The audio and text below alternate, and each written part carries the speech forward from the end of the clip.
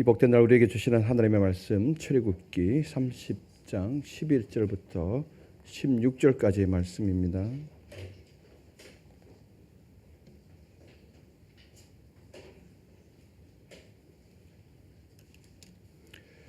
교독하시겠습니다. 여호와께서 모세에게 말씀하여 이르시되 그들을 조사할 때 조사받은 각 사람은 그들을 계수할 때 자기의 생명의 속전을 여호와께 드릴지니 이는 그들을 계수할 때 그들 중에 질병이 없게 하려 함이라. 무릇 계수 중에 드는 자마다 송소의 세겔로 반세겔을 낼지니 한 세겔은 20게라라. 그 반세겔을 여호와께 드릴지며 계수 중에 드는 모든 자 곧 20살 이상 된 자가 여호와께 드리되 너희의 생명을 대속하기 위하여 여호와께 드릴 때에 부자라고 해 반세겔에서 더 내지 말고 가난한 자라고 덜 내지 말지며 너는 이스라엘 자손에게서 속전을 취하여 회막 봉사에 쓰라. 이것이 여호와 앞에서 이스라엘 자손의 기념이 되어서 너희의 생명을 대속하리라. 아멘. 거룩한 지위를 구별하여 하나님께 예배하기 위해서 나오신 판교성전과 강남성전 삶의 각 자리에서 온라인으로 함께하고 계신 성도님들을 환영하고 축복합니다. 예배 가운데 임하시는 하나님을 꼭 만나고 돌아갈 수 있기를 소망합니다. 우리 앞뒤 좌우 인사 한번 나누십시다. 반갑습니다. 잘 오셨습니다.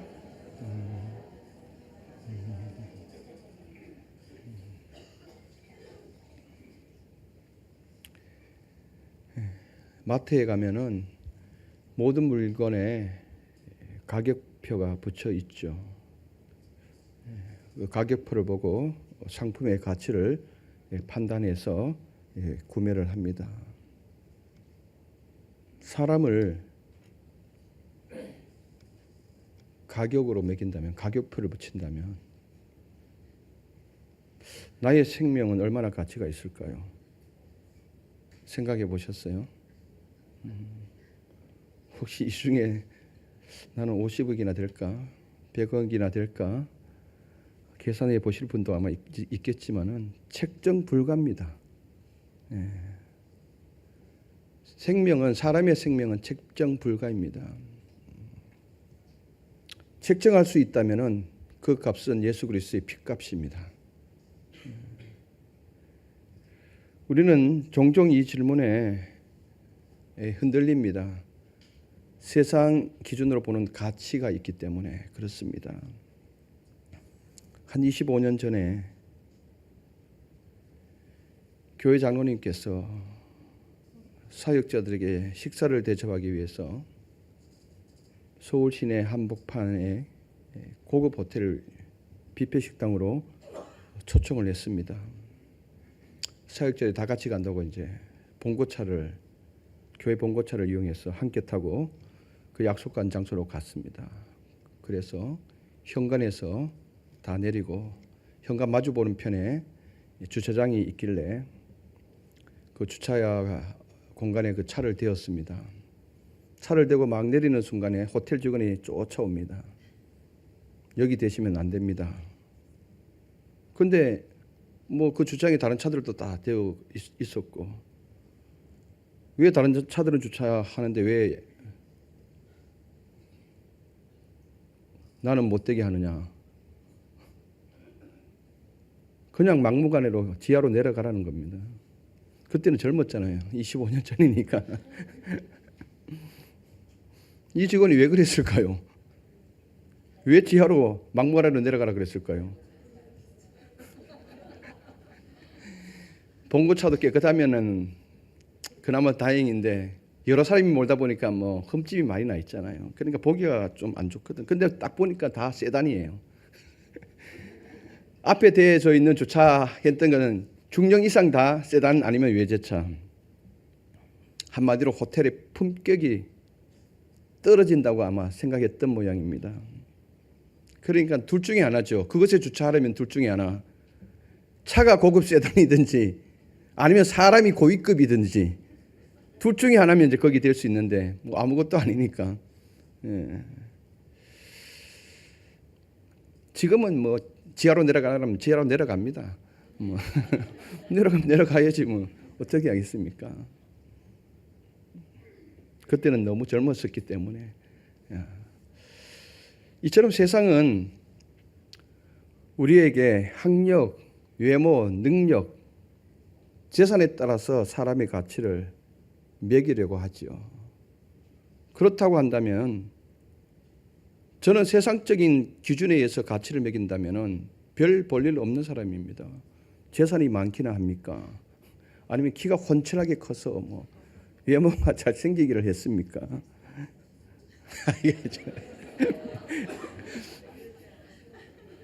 그렇다고 능력이 막 출중한 것도 아니고 학력이 여러분들 말하는 뭐 스카이도 아니고 장신대 아닙니까? 저는 장신대가 우리나라 최고 좋다고 생각합니다. 이게 세상 기준으로 봤을 때는 못 미치는 거죠. 그런데 오늘 본문은 분명하게 말합니다. 너희 생명을 속하기 위하여서 부하든 가난하든 반세계를 드려라. 똑같다는 것입니다. 이 말은 곧 하나님께서 보시는 생명의 가치는 모두 동일하다는 것입니다. 저나 여러분들이나 여러분들 주변에 앉아있는 모든 성도님들은 그 생명의 가치가 동일하다. 반세겔이다. 반세겔. 우리가 함께 읽은 출애굽기 30장 11절에서 16절은 속전에 대한 규례입니다. 쉽게 말하면 성전세. 이 속전은 단순한 인두세가 아닙니다. 머리마다 매기는 세금이 아니라 하나님 앞에서 생명을 대속하는 상징적 예물이었습니다. 오늘 이 말씀을 통해서 하나님의 깊은 은혜와 그 마음을 읽었으면 좋겠습니다. 우리 읽었지만 다시 한번 12절 한번 보실까요? 내가 이스라엘 자손의 수요를 조사할 때 조사받은 각 사람은 그들을 계수할 때 자기의 생명의 속전을 여호와께 드릴지니 이는 그들을 계수할 때 그들 중에 질병이 없게 하려 함이라. 아멘. 하나님께서 모세에게 말씀하십니다. 인구를 조사할 때에 이름의 숫자만 세는 것이 아니라 머리 숫자만 세는 것이 아니라 각 사람이 자신의 생명을 대신하는 속전을 드려야 한다고 하십니다. 이 명령은 단순한 세금 징수를 하려고 함이 아닙니다. 생명의 속전은 대속의 의미입니다. 자기 생명을 대신하는 대가를 의미합니다. 바로 생명값을 내라는 겁니다. 고대 근동과 성경에서는 인구조사를 행하는 것이 때로는 하나님 앞에서 위협한 일로 여겨졌습니다. 그래서 성경에서는 반드시 하나님의 명령이 있을 때만 인구조사를 하게 되어져 있습니다. 그런데 다윗이 이걸 어겼죠. 사무엘하 24장에 보면은 다윗이 이제 통일 왕국을 이루고 어느 정도 나라가 충분히 안정이 된 이 상태에서, 그러니까 평안할 때 사람이 늘 조심해야 돼요. 하나님이 은혜를 부어줄 때에 정말 교만하면 안 돼요. 다윗이 이제 나라가 안정이 되어지고 부궁한 나라가 되었거든요. 근데 느닷없이 부하들을 시켜서 전쟁에 나갈 만한 인구가 몇 명인지 파악해 보러 갑니다. 근데 측근들이 말이죠. 이거는 하나님께서 원하시는 일이 아닙니다. 만류를 하죠. 근데 부하의 만류에도 불구하고 인구를 조사하라고 강압을 줍니다. 그러니까 할 수 없이 인구를 조사해 왔죠. 조사를 해서 전쟁에 나갈 만한 군사 숫자를 파악해서 보고를 하고 난 다음에 하나님이 선지자를 통해서 그 다음날 말씀하시죠. 잘못한 거죠. 그래서 세 가지 진노 중에 한 가지를 택하려고 합니다. 그 세 가지 중에 어느 것 하나라도 쉬운 일은 없습니다. 결국 다윗의 잘못으로 인해서 백성들이 엄청난 피해를 입게 되는 것 아닙니까? 이 인구조사는 왕의 권한이기도 하지만은 하나님의 명령 이전에는 이걸 할 수가 없는 것입니다. 그런데 하나님은 오늘 말씀 속에서 사람의 인구를 파악해봐라. 20세 된 성인 남자의 숫자가 몇 명인지 파악을 해라. 이것은 단순한 세금 징수가 아니라 바로 하나님께 속한 백성이라는 정체성을 인두세 형태로 드러낸 것입니다. 하나님께서 이 백성을 하나님의 소유로 삼으시겠다라고 하는 선언입니다.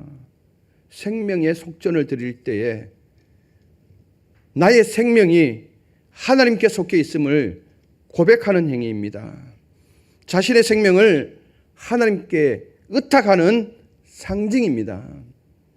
하나님, 나의 생명은 나의 것이 아니라 당신의 것입니다.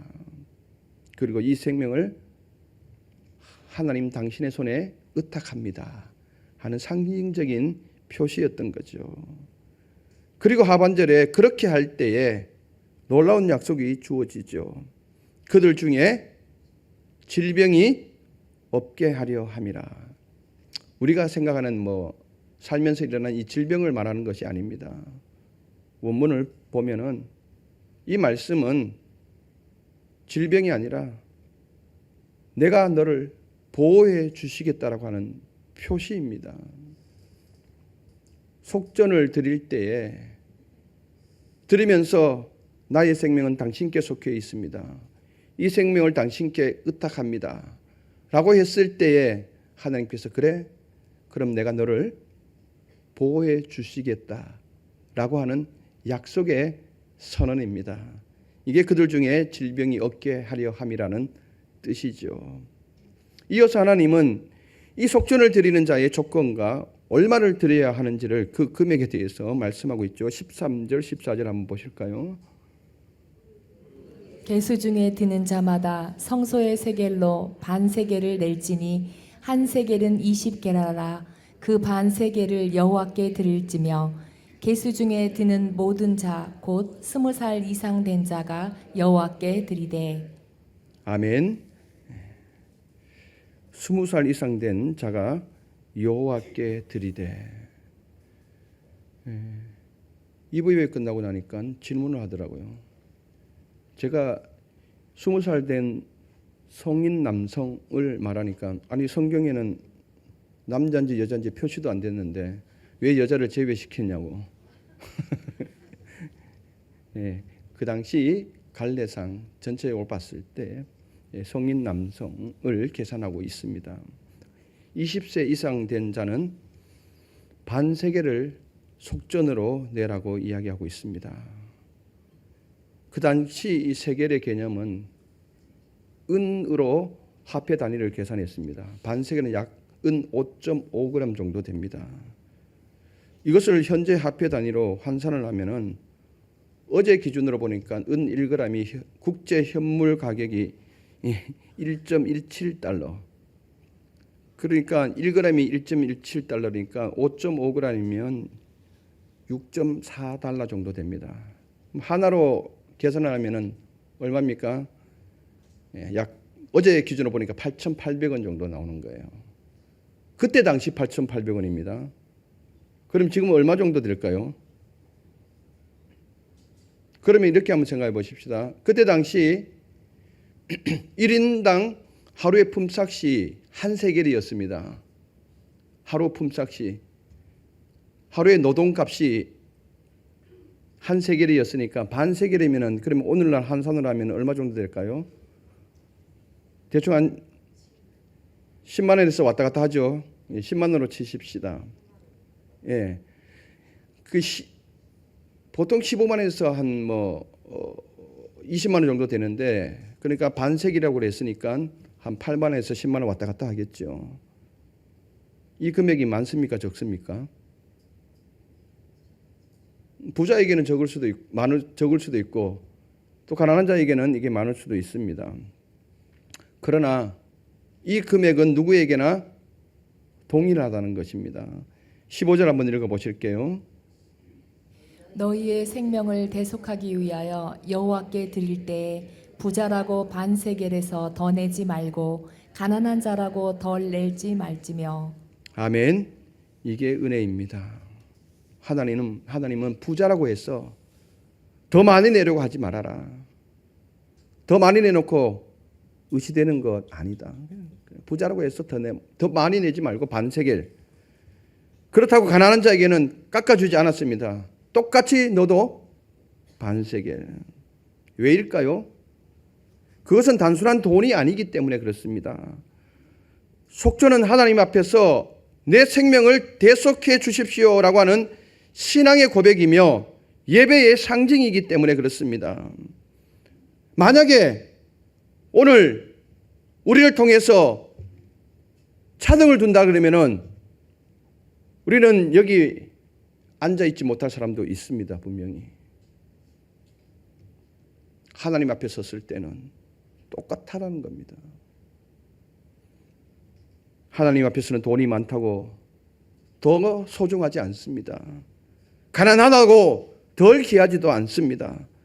하나님 앞에서는 인간의 가치를 경제력이나 사회적 지위로 판단하지 않으시는 하나님의 공의의 표현입니다. 하나님은 생명의 가치를 재산의 액수가 아니라 예수의 피값으로 본 것이죠. 동일하게 우리는 예수의 피값으로 여기 앉아 있는 것 아닙니까? 그들은 여기 모인 모두는 매우 소중한 존재입니다. 가격을 책정할 수 없는, 만약에 책정한다면 예수의 피값이라고 말씀해 드렸습니다. 엄청난 가격이죠. 그래서 모두는 여러분 VIP입니다. 영어 약자 아닙니까? 매우 소중한 사람이라는 뜻을 줄여서 말한 것이 VIP 아닌 거예요. 여러분, 우리 모두는 동일한 생명에 값고 예수 그리스도의 보혈로 구속된 하나님의 백성입니다. 부자든 가난하든 잘났든 못났든 모두가 하나님의 은혜가 아니면은 설 수 없는 존재입니다. 꼭 기억하셨으면 좋겠습니다. 우리가 여기 앉아 있는 것은 그저 하나님의 은혜로, 내가 잘났기 때문에 앉아 있는 것도 아니고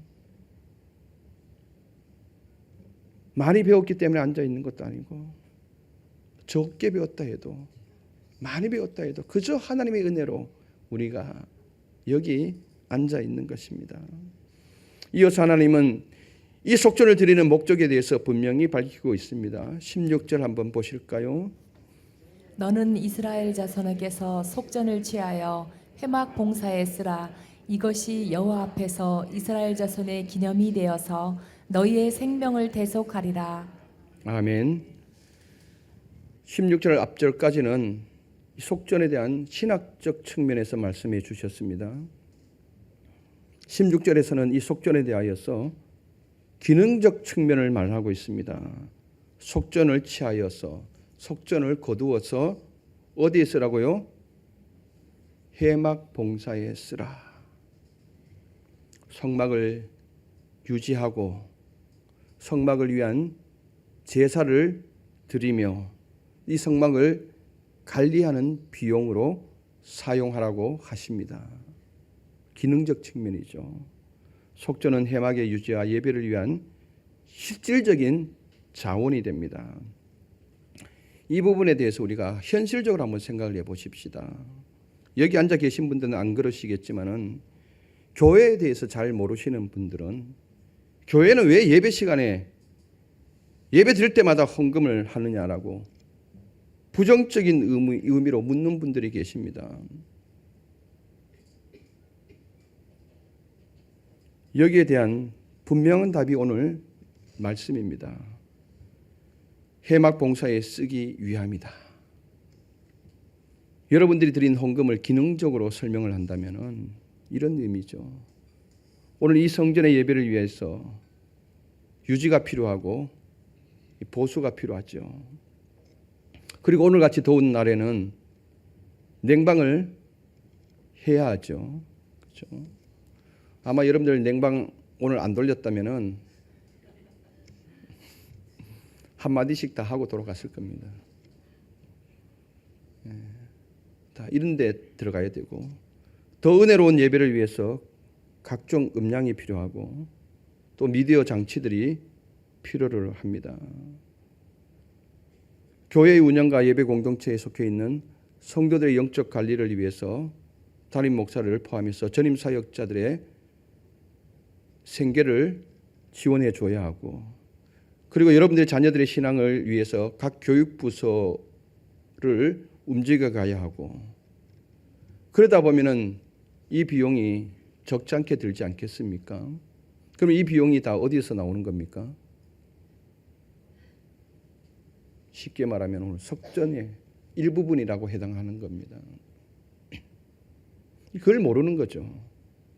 그냥 교회는 그냥 하나님 은혜로 무조건 다 돌아가는 줄 알아요. 그게 아니죠. 그래서 반석교회라는 예배 공동체를 유지하기 위해서 사용되고 있는 것입니다. 물론 투명하게 관리를 돼야 되겠죠. 그래서 저희 교회는 당의 결정에 의해서 재직회를 1년에 2번 하도록 이렇게 결정을 했습니다. 저는 1년에 분기별로 한 번씩 했으면 좋겠는데 목사님 그렇게 하지 마시고 1년에 2번 하십시다. 그 뜻을 따랐습니다. 존중해 드렸습니다. 그래서 이제 다음 주에 이제 재직회를 통해서 상반기 재정 결산을 보고하죠. 결국은 오늘 이 말씀 하나님께서 해막 봉사를 위해 쓰라는 것은 오늘 상황에 재해석한 것입니다. 여러분들이 들고 있는 일정의 헌금을 통하여서 교회가 유지되어지고 이 반석교회 예배 공동체가 움직여가고 있다는 것입니다. 여기서 속전 즉 헌금은 기름적인 면을 말하신 것이며 하나님의 관계 속에서 신학적인 면도 분명하게 있습니다. 그러므로 이는 곧 모든 백성이 예배 공동체를 유지하는 데 참여해야 함을 의미합니다. 예배를 특정 사람, 제사장만이 아니라 백성 전체가 참여하도록 그리고 연합하여서 그 공동체를 헌신 위에 세워가게 하도록 하기 위해서 하나님께서 속전을 명하셨던 것입니다.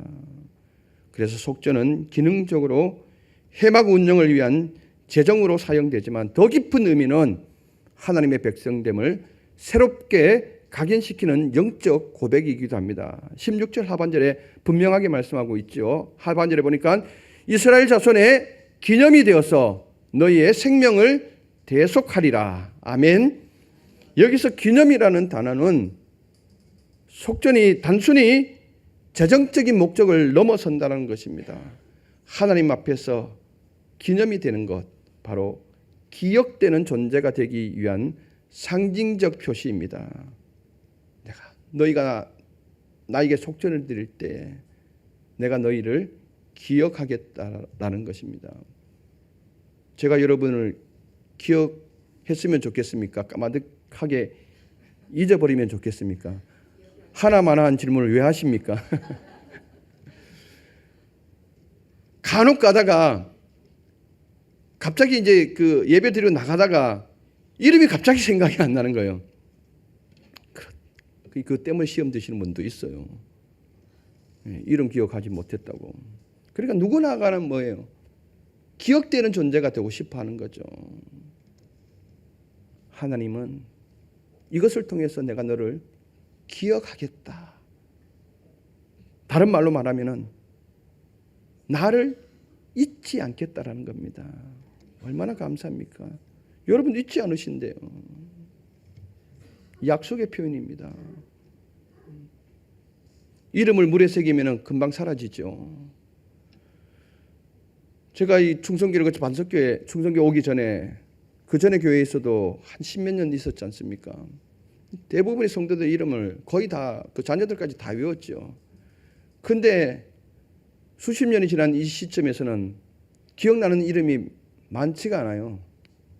사람은 시간이 지나면은 잊혀져요. 잊혀진 존재가 되는 거예요. 근데 하나님은 절대적으로 너를 잊지 않겠다라는 것입니다.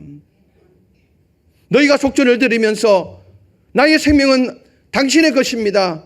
나의 생명을 당신께 의탁합니다라고 했을 때 그래 하나님은 우리를 보호해 주실 뿐만 아니라 나를 잊지 않겠다. 기억해 주겠다라고 말씀해 주십니다. 성도 여러분, 이 출애굽기의 속전 제도는 장차 오실 예수 그리스도의 분명한 예표입니다.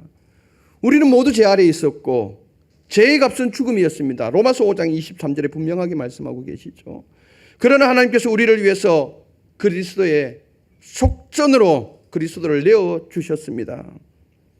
예수께서도 당신에게 대해서 이렇게 고백하고 있죠. 마가복음 10장 45절 우리 같이 한번 읽어보실까요? 인자가 온 것은 섬김을 받으려 함이 아니라 도리어 섬기려 하고 자기 목숨을 많은 사람의 대속물로 주려 함이니라. 아멘. 나를 위해서 자기 생명을 속전으로 내어 놓으셨다라는 스스로의 고백입니다. 예수님은 속전 이상의 속전을 들이신 것입니다. 은과 금이 아니라 당신의 생명과 피로 우리를 값주고 사셨습니다. 그렇기 때문에 우리의 가격은 예수의 피값입니다. 엄청난 가격이죠. 그렇게 예수 그리스도 안에 있는 우리는 어떤 조건도 차별도 없이 동일한 가치를 가진 존재가 되어졌습니다. 십자가 아래에서는 다 동일합니다. 오직 믿음 하나, 이 믿음만 있으면은 우리는 다 십자가 앞에 설 수 있게 되는 은혜를 누리게 된 거죠. 그래서 바울은 이를 갈라디아서 3장 28절에 이렇게 고백하고 있습니다. 함께 한번 읽어보실까요? 너희는 유대인이나 헬라인이나 종이나 자유인이나 남자나 여자나 다 그리스도 예수 안에서 하나이니라. 아멘. 그때 당시 유대인이 얼마나 자존심을 내세웠습니까? 선민 사상이 얼마나 강했습니까? 유대인 입장에서 봤을 때 이방인은 사람 취급도 하지 않았습니다. 그리고 남자나 여자나 그러죠. 그때 당시 여자는 계수에 들지 않았습니다. 그 당시 생각으로 하면 여러분들 여자분들은 다 지금 밖에 있어야 될 상황이죠. 죄송하지만은 그런데 하나님의 입장에서 봤을 때 예수의 빚값은 여자나 남자나 유대인이나 이방이나 다 똑같다라는 것입니다. 이것이 은혜입니다. 성도 여러분, 오늘 이 말씀은 현재를 살아가는 우리에게 속전의 삶이 되어야 할 것을 분명하게 가르칩니다. 하나님 앞에서 우리 모두는 동일한 가치를 지닌 존재임을 꼭 기억하시기를 바랍니다. 지금 나 자신을 어떻게 보고 있습니까? 나는 스스로를 비교하면서 남보다 더 높거나 아니면 더 낮거나 열등의식이나 아니면 우월의식에 빠져 있지는 않습니까? 하나님 앞에서 나는 사랑받는 한 생명입니다. 예수 그리스도의 핏값이 누구보다도 귀하고 누구보다도 비교할 수 없는 가치가 내게 있다는 것입니다. 진정한 VIP죠. 내가 귀한 만큼 다른 사람 역시 귀한 존재입니다. 우리가 함부로 취급해야 할 사람은 아무도 없습니다. 나 또한 함부로 취급당해서는 안 됩니다. 그럼에도 불구하고 우리는 여전히 세상의 기준으로 나를 판단하고 다른 사람 역시 그 기준으로 재단을 하죠. 꼭 기억하십시오. 내 옆에 있는 그 사람도 하나님 앞에서는 동일한 반세계, 나도 반세계 똑같다는 것입니다. 내가 무시했던 그 사람도, 내가 부러워했던 그 사람 역시도 하나님께 동일한 가치의 소중한 영혼입니다.